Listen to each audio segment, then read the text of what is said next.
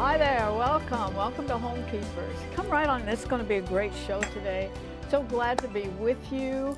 And we're going to talk about mothers today. I am so thankful that we live in a nation that acknowledges a day for mothers. It's so very important. And two of the favorite mothers in my life are going to be my guests today. And you've met them before if you've seen Homekeepers very often. And that's Stephanie and Wanda.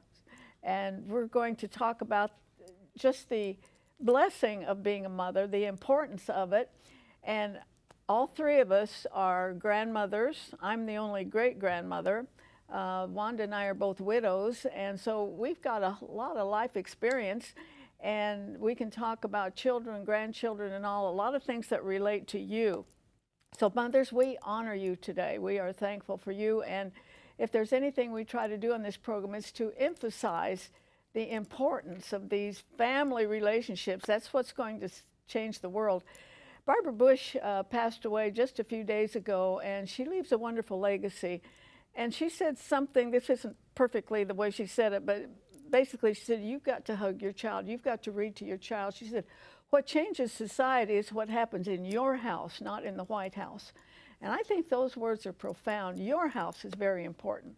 So let the older women teach the younger women, as the Apostle Paul wrote. And those are the things we're going to talk about today. Brandi, Costa was here not too long ago with Stephanie, and they made a chalk couture. And this is something especially for Mother's Day. So let's take a look at that. It's another fun day at Homekeepers. We've brought Brandi back because she has all these amazing products, all these amazing things that you can make, that you can keep, that you can give. Just a million different ideas. I'm just so excited. We have all kinds of things here to show you, all the different things you can make with one stencil. Yep, so one transfer, that's it. She's going to tell you about her company, she's going to tell you about her product, and then we're going to make something. Okay. So tell me. So I'm Maker Made Co. I also use Chalk Couture products to make my own. Say that slow. Chalk Couture. Okay, Chalk Couture. Yes. I make my own finished goods and sell them, and then also make bundles and put things together for makers like you who can purchase them and make your own stuff at home. So it's so easy, so fast to use, and I'm going to show you today how you can use a transfer to do a wooden tray. And the bundle's what I'm so excited about, because I don't want to have to go to the craft store and pick out each little single thing. I just want you to give me stuff, and then I will can do take it that. home and make it. I will do that. So what are we making today? Okay, so we are using the Be Humble and Kind transfer here today, and you can see I have across the table. This is using one transfer and all of the different surfaces that you can use using our paste and our inks. So it's so easy. Affordable. People, you know me. I'm frugal. I'm so frugal. You know, every penny counts for me, and this is affordable. It is. And you can use them many times, and you're not wasting stuff. Yep, it's a silk screen transfer that you can get 8 to 10 uses out of one time. So, I mean, just the possibilities are endless. So you would just peel off the backing, and if you're using it for the first time, it's a good idea to fuzz the back, just because you don't want it sticking. It's okay if it does not fit your surface entirely. You just make sure it folds up right into there, and maybe just don't go all the way to the corners. We're just going to put a little side border here. Now I'm going to mix it up a little bit and use some inks and paste together on the same project. Just because I can, and I love the shimmer of our inks. We do have a gold, a copper, and a silver. So I'm going to take this honeycomb design, and I have some gold ink, and you just take a little bit right there on your squeegee, and you spread it around, getting a nice thin layer, okay? And you just kind of squeegee it right off as you're going. And the cool thing, you can save all of the extra that you have, so you're not wasting anything. You just scrape it right off in there, and it's good to go. You take your transfer, you peel it back, and you have a nice shimmer. That simple. Yep. Now we're going to go ahead and do, if you want to peel the bee, you can work on the bee. We might as well work together, right? Okay. Teamwork makes the dream work. Yes, I already have a few gifts in mind that I want to do. I'm just going to kind of throw that right on here. We're going to do a Be Happy. You can fuzz it first right here if it's the first time. I just don't want it to stick to our wood. Yeah. Oh, I pressed it really good. That's okay. That's all right. I fuzzed it well. That's good. Okay. Okay, B. And with our paste, because they are water-based, it's a good idea to just give a couple sprays of water in there, and then you can stir them up really well, and they'll be ready for you. Is that in the directions? Yes, so everything. You're not gonna have to remember all of this. No. Yeah. Nope, super easy. Everything is there, and I'm always there to answer any questions that you have. Okay, so we'll mix those up a little bit. I will give you the yellow. You can do your bee. Oh, great. And here is a squeegee. Thank you. And I will work on that Be Happy font on the top. Just dip it, squeegee it down, scrape all of that extra off. It's so fast, so easy. Fast. We are knocking it out together here, and then I'm gonna pull mine up. Oh my goodness. So honestly, this is like therapy to me. Look at that, perfect. I might just sit in my office the rest of the day and do this. And you can, right? Right. Well, I don't know if I actually can, but I could try. Our pastes are made to be semi-permanent. So meaning if you're putting it on a chalkboard mainly, you can spray it off with water, wipe it down, and reuse that same design. Wood is porous, so it's going to be on there. Okay, you know, but so for chalkboards, what she's saying is you could do every season. You could do every month. You can use the same chalkboard. And which saves you money too. A ton of money. A ton of money. So now you're just scraping off that extra that you have, putting it right back in your jar so you can save every single bit of that stuff. It's like gold. There you go. It is like perfect. gold, but it's not as expensive as There you gold. go. No. Okay, There you go. and you just so peel that up. peeling. Peel it right up, and it comes out. Get out. Yeah. Look how cute. Now this is a very simple little design. I mean, this is just simple and adorable. Oh my goodness. It says Be Happy. You can't really see the... It's a little shimmer to the gold over there on the side. Yeah. Oh my goodness. Is that not adorable? And did you see how fast that was? That was so super fast. And we're trying, we're trying to be fast because we only have a few minutes, but you could take your time. I mean, But you can do it in minutes. You really can. You can do it in minutes, or you can take your time and just spend an afternoon. Invite some girlfriends over. Invite your grandkids, your kids, just whoever, and just have a great afternoon of fun and making things and making gifts. Invite your grandkids and your kids over and make gifts for other people. That. There you go. So all of Brandi's information is going to come up on the screen. Please check it out. Get some stuff, have some fun, and we'll see you next time.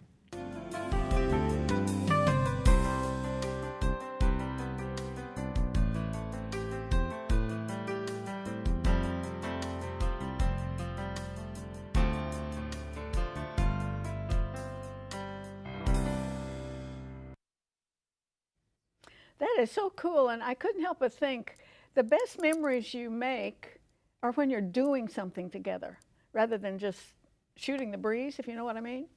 And so we give you really a variety of things you could be doing with your friends or your family, your children, whatever. Take it to heart. Now, Wanda is joining Stephanie in the kitchen. They're going to make a chocolate eclair dessert, and we were talking about this one is so simple that a lot of young people could make it for their mothers, actually, or you could help your kids make it, some kind of a celebration, just as long as you're doing it together, okay?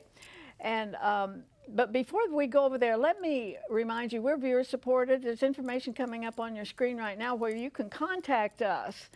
And 1-800-229-0059, that's for you folks who use credit cards and debit cards. I don't even have a debit card.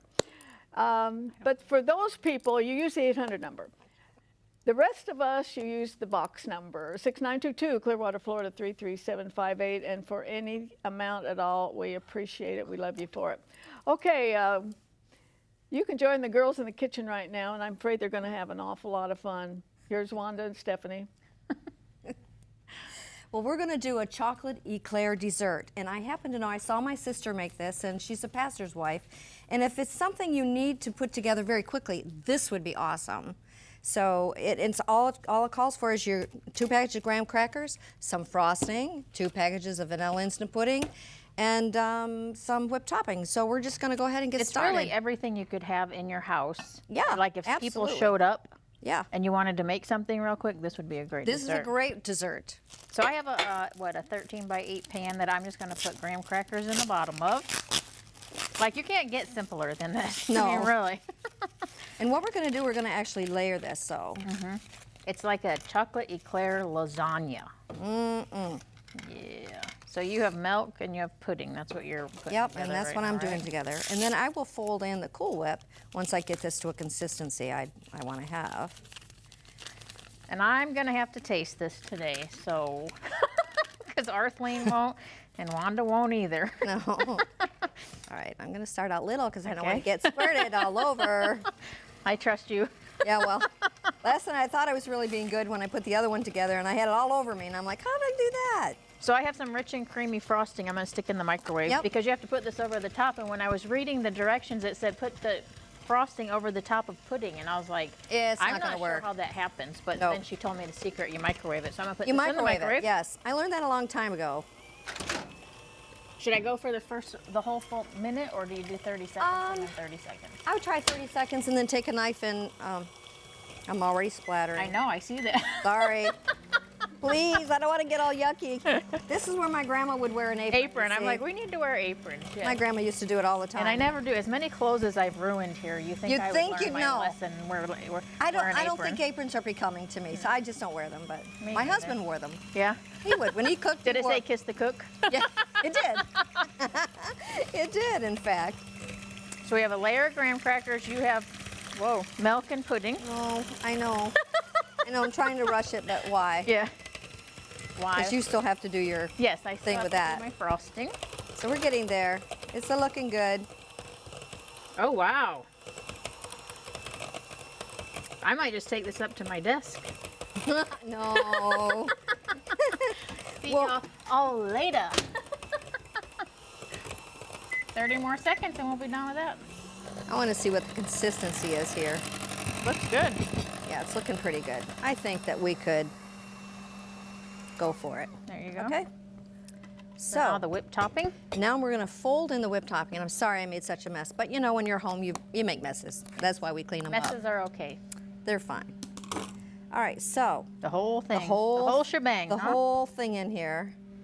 And it's so much fun because you know your grandkids would love to do the graham crackers and eat some while you're doing it. And Yeah, you could dip some graham crackers in this yummy deliciousness right here. exactly. Oh my goodness. You know look what a at that. temptation it is to just try a little, just a little. Yes, I do. That's why Yeah. there's so many shows. I'll say, you know what? I'm not even tasting this because if one bite will turn into 10 bites. 10 bites, yep. And I know That's myself. why I don't do it. Yep. So Once I start, I don't know how It's this is going over. to go today, what one bite will turn into, but we shall see. So here, I'll help you, Stephanie. If you have an Okay. issue, I'll help you. Say no more. I'm being directed from the sidelines. Here's the final product, and that's heavy. Yeah, Did it you is. see my arm shaking? That's No. ridiculous. Okay. How much time do we have here? Got about 2 minutes. 2 minutes. All right. Well, Oh. watch it. Just saying, watch it.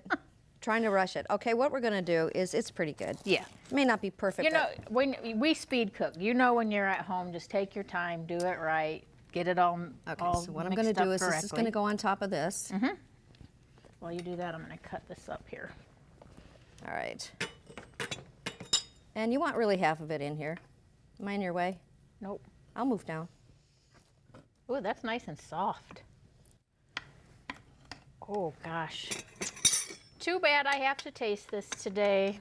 It's a shame. We got 1 minute. 1 minute. Okay. This is so not good. 1 minute. I'm tasting while she's finishing. So she put the graham crackers, then a layer of the pudding with the whipped cream mixed in, and then she's going to put another layer of graham Yep. crackers, another layer of pudding, and then she's going to pour the frosting over that we put in the microwave. So Yep, we're going to go right there we like go. this. And you try it and tell me if I'm not your best friend in the whole wide world. this will not be one bite. I can guarantee you that right now. Oh, this might be my lunch. This Oh. is so, oh gosh. I'm glad you like it. It's so delicious. It's so delicious. All right. So if you want this recipe, all of the information will be up on the screen. And we're going to all come back to you shortly and talk about Mother's Day. If you would like a copy of today's recipe, you may receive it by contacting us through social media as listed on the screen. When requesting a copy through the mail, be sure to include a self-addressed stamped envelope. Thank you, and please know we always appreciate hearing from our viewers.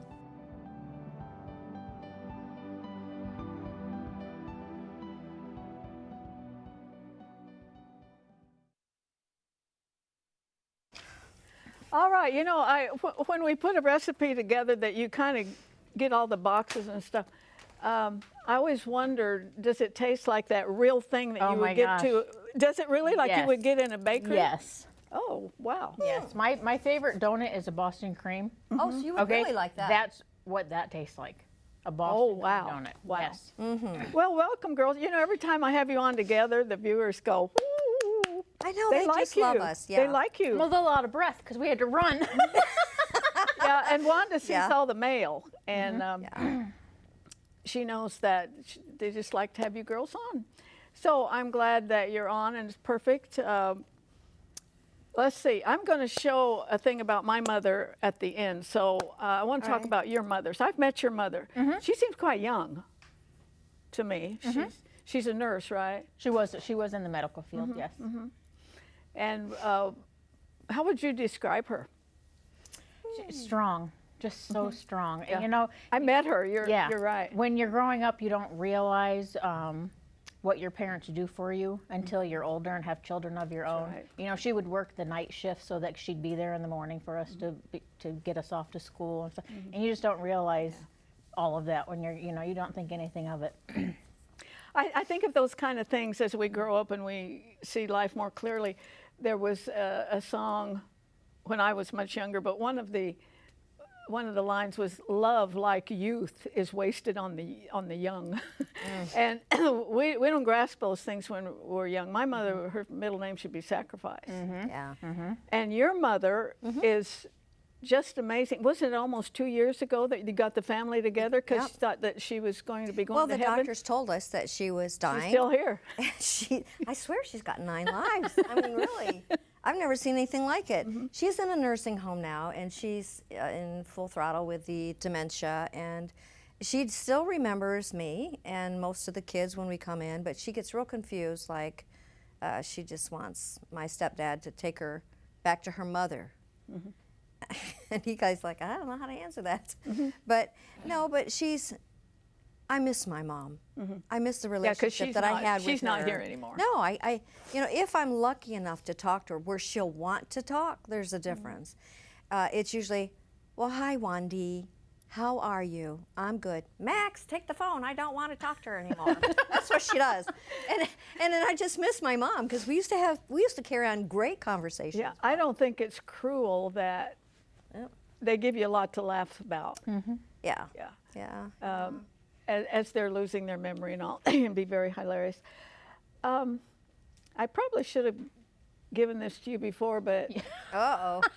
but What's she gonna hit us with? do you ever feel like now that I've got great grandchildren and I see that value of life and that Yeah.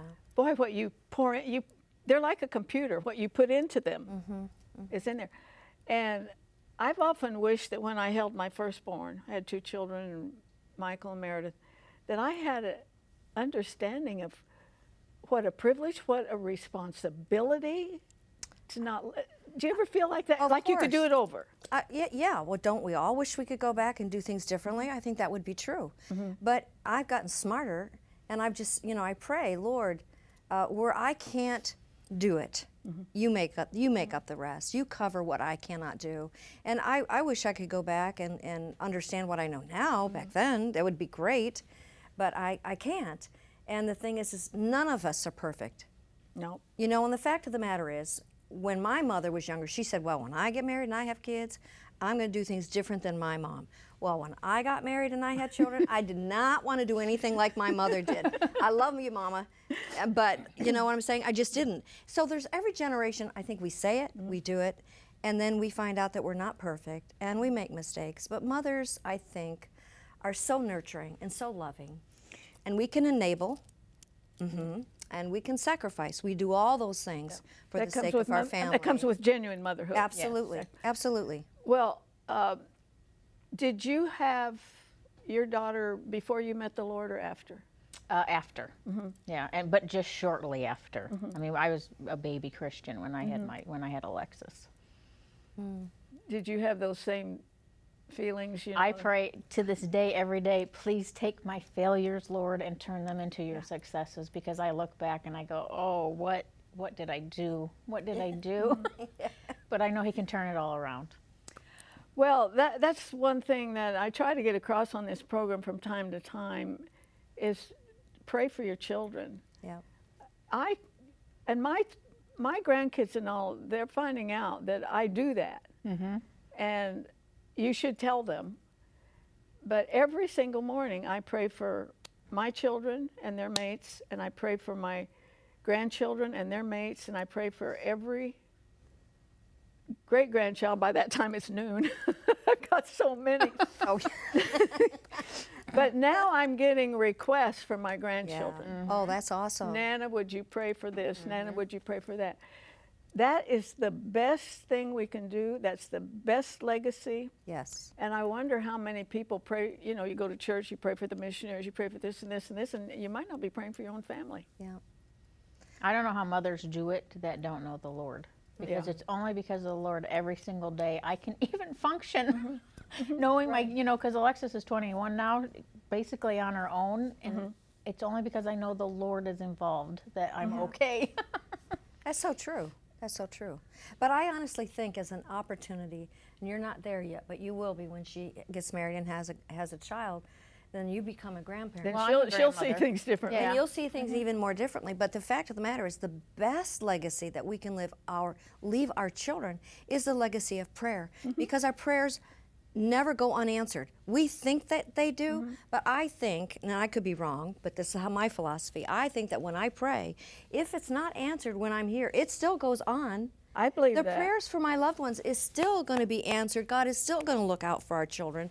And I just think that is something that we can hold on to as part of our faith, that we know that God is going to answer our prayers for our children who may not be walking with the Lord. I believe that mine will still be active when I'm in heaven. Absolutely. Yeah, that's something I really like to get across to you.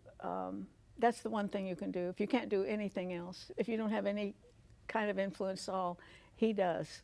And He knows how to meet them. He knows. I always pray, God, stop them if they're starting to do something. I said, God, your voice, you know, it's just still small voice. I said, yell at them if you need to. Stop them in their tracks. Well, I would like to tell you more about my mom. This is a piece I made a few years ago after she passed away. And it's something that I mentioned at her funeral. And I never, ever want to forget her, what she did. I don't want the family members to forget. And so I want you to meet my mother. Her name was Ellen Holden McClure. Her middle name should have been Sacrifice. Listen. I would like to tell you about the woman who had the greatest influence on my life and the most successful woman I've ever known, my mother, Ellen McClure, who recently went to heaven. I say she was successful because of statistics, not just speaking as a loving daughter.